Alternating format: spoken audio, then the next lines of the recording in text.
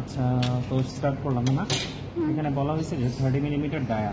তো এখানে আমাদের এই খাতার জন্য এটা 30 মিলিমিটার ধরা, বাট এটা আরও বড় আসবে পরীক্ষায়। এবং 50 মিলিমিটার হাইটের একটা সিলিন্ডার আছে, সিলিন্ডারের তল সম্প্রসারণ করতে বলা হয়েছে। সিলিন্ডার জিনিসটার শেপ কীরকম, এরকম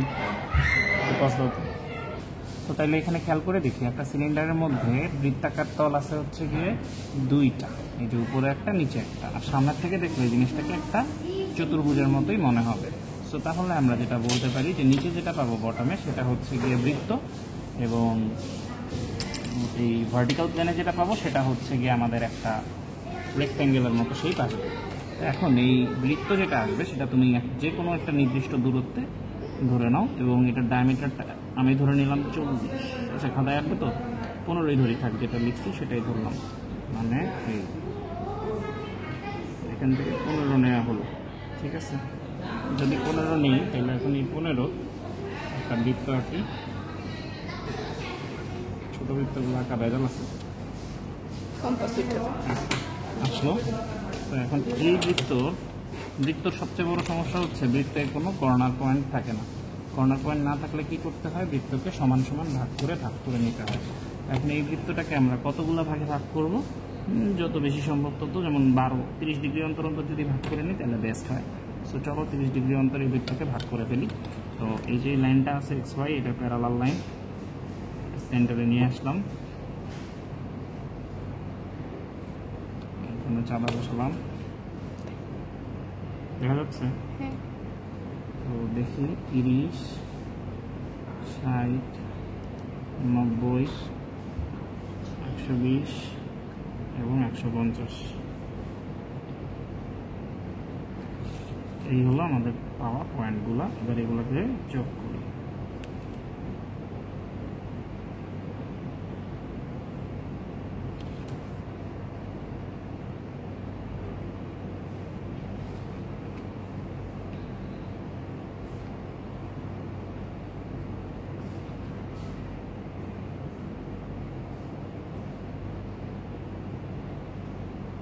আচ্ছা, তো যে কর্নারগুলো পেলাম সেগুলো থেকে এবার উপরের দিক পর্যন্ত উঠিয়ে দিই।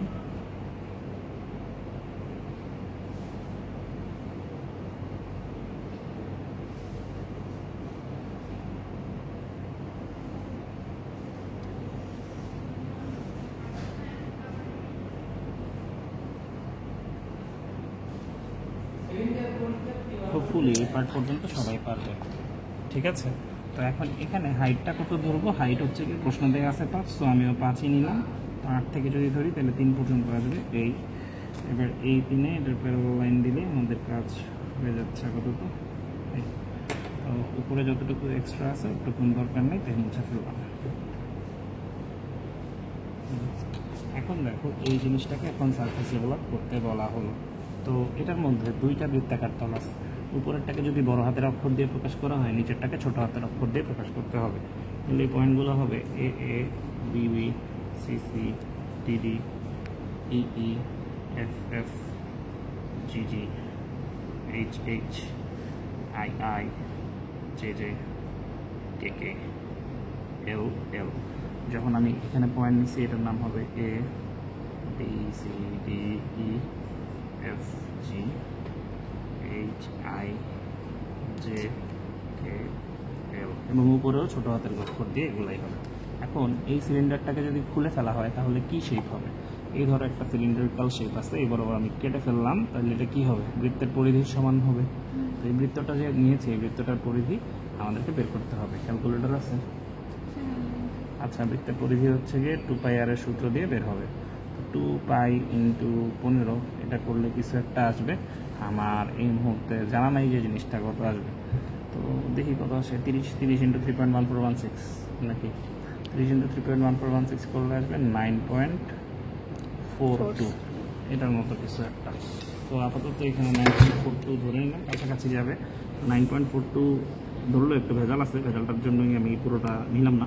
তো ধরলাম এখান থেকে স্টার্ট করবো আমরা এটার সারফেস ডেভেলপ সারফেসটা। তো 3 থেকে শুরু করলে 3 না ধরি 4 থেকে শুরু করবো, শেষ হবে কততে? 12.42, এরকম কোনো একটা জায়গায় যেয়ে শেষ হবে। মেহানো যায় না কোথায় যেয়ে শেষ হবে। ঠিক আছে, তো যাই হোক, এখানে আমরা বসাবো হচ্ছে যে আমাদের প্রথম পয়েন্টটা, অর্থাৎ 1 নাম্বার পয়েন্টটা। এখানে মোট ভাগ কয়টা আছে? 12টা, ঠিক আছে। তো এখন এইখান থেকে এই যে এই জিনিসটার সমান নিব, যে কোনো একটা ভাগের সমান ব্যাসার্ধ নিব, নিয়ে এখানে 12 পর্যন্ত যাব। 12 পর্যন্ত যদি যাই তাহলে দেখি কত হয়। 1 2, 12টা ভাগ নিব, 12 পর্যন্ত না, 3 4 ভাগ হইল, 5 6 7 8 9 10, দেখছো, 11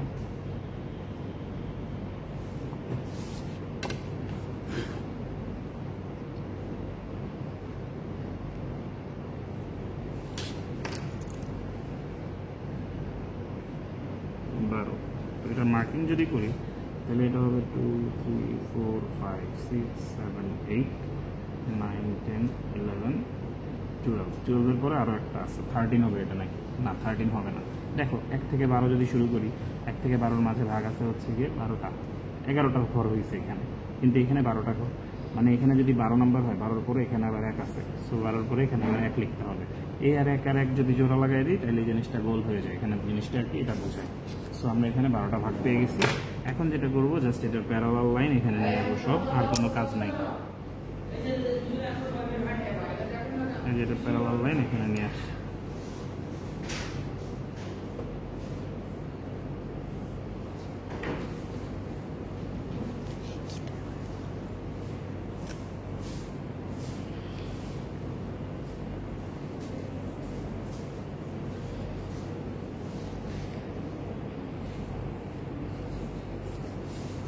এবং এটার যে হাইট আছে সে হাইটেই এটাকে আনতে হবে। আমাদের উপরটুকু লাগবে না, আগে মুছে নিই।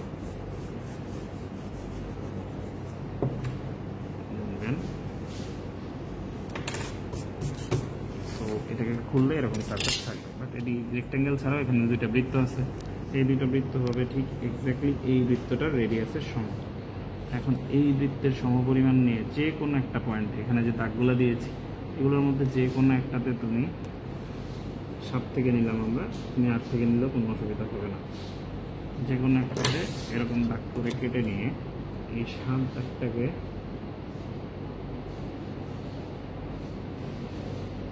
এই তো 2টা পয়েন্ট পেয়েছি। এবার এইখান থেকে এইটুকু সমান ব্যাসার্ধ নিয়ে 2টা বৃত্ত আঁকবো। বইতে এটা একটু ভুল আছে, বইতে একটা বৃত্ত আছে কিন্তু বাট এখানে 2টা বৃত্ত হবে।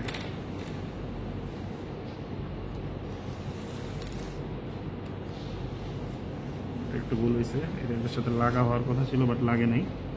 কেন লাগে নাই? কারণ আমি রেডিয়াসটা ভুল নিয়েছি। এবার ঠিক আছে।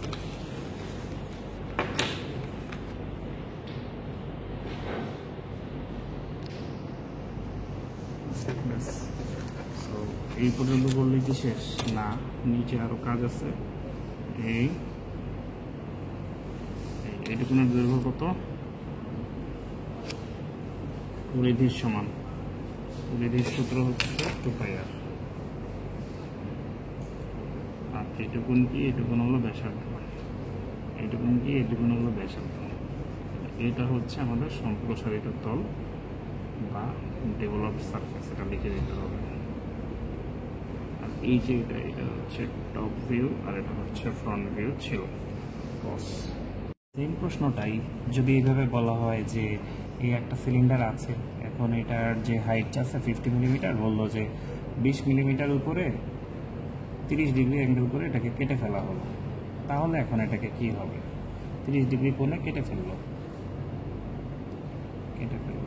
তাহলে এখন তুমি কি দেখবা? তো তার মানে কি? তার মানে হচ্ছে জিনিসটাকে এইভাবে কেটে ফেলা হবে।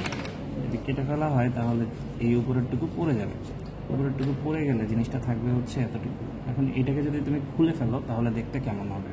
তো এটার জন্য সেম প্রসিডিউর, এটা এটা এটা এই 3টা আঁকতেই হবে। তো আঁকার পরে এই বৃত্তগুলো সেখানে আর আসবে না, সেখানে একটু আপডেট হবে। তো আসো দেখি কি হবে। তো সেখানে তোমার ধরো বলে নিলাম যে 50 মিলিমিটার হাইট ছিল, এর মধ্যে 20 মিলিমিটার উপরে, তার মানে এই হলো 20 মিলিমিটার উপরে একটা পয়েন্ট নিব, নেওয়ার পরে এই পয়েন্ট হলো সেটা। এবার এই দাগের সাথে 30 ডিগ্রি অ্যাঙ্গেল করে এটাকে কাটা হলো। 30 ডিগ্রি অ্যাঙ্গেল কোথায় আছে? এই যে 30 degree angle. So 30 degree angle করে যদি এটাকে কেটে ফেলি তাহলে আমাদের হাতে আর কি থাকবে অবশিষ্ট? এই কী করলাম, 30 ডিগ্রি হচ্ছে এখানে নিচ্ছি। সো 30 ডিগ্রি করে যদি কেটে ফেলি এভাবে, তাহলে জিনিসটা এই যে এইটুকুন কিন্তু আর দেখা যাবে না, যেটুকুন দেখা যাবে না সেটুকুন মুছে ফেলতে হবে। তাহলে যেগুলো দেখা যাবে সেগুলো যদি রাখি, সেগুলোর টপ পয়েন্টগুলো কোথায় এসে পড়তেছে? এই একটা, এখান দিয়ে এইখানে একটা পয়েন্ট আসবে, এখানে একটা পয়েন্ট আসবে, মানে এই কাটা তলটা এই লাইনগুলোকে কোন পয়েন্টে ছেদ করছে সেগুলো আর কি এখানে খুঁজে বের করতে হবে। তো বের করে ফেলছি অলরেডি, প্যারা নেই। এখন এই যে এই লাইনগুলো থেকে এই বরাবর এই লাইনটা প্যারালালে লাইন আনতে হবে। চলো এনে ফেলি। এই একটা, দুইটা, তিনটা, চারটা, পাঁচটা, ছয়টা আনছি, খুব ভালো কথা। এখন দেখো এই যে এই লাইনটা কোথায় ছেদ করছে, ওই এই লাইনটা আসে না কেন?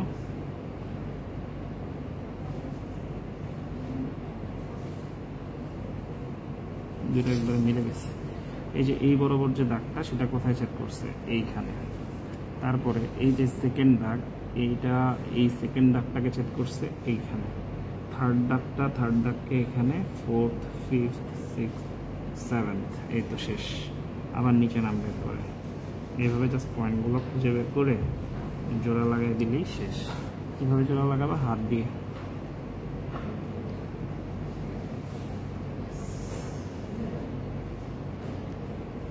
সো আমাদের সম্প্রসারিত তলের ক্ষেত্রে উপরের এই জিনিসগুলো থাকবে না, ঠিক আছে? তো সম্প্রসারিত তলটা কতটুকু? কেটে ফেলার পরে সম্প্রসারিত তলটা হলো এই এতটুকু, ঠিক আছে? তো এখানে একটা বৃত্ত কিন্তু পুরোপুরি বাদ চলে যায়, তাহলে হাতে থেকে আর আরেকটা বৃত্তই।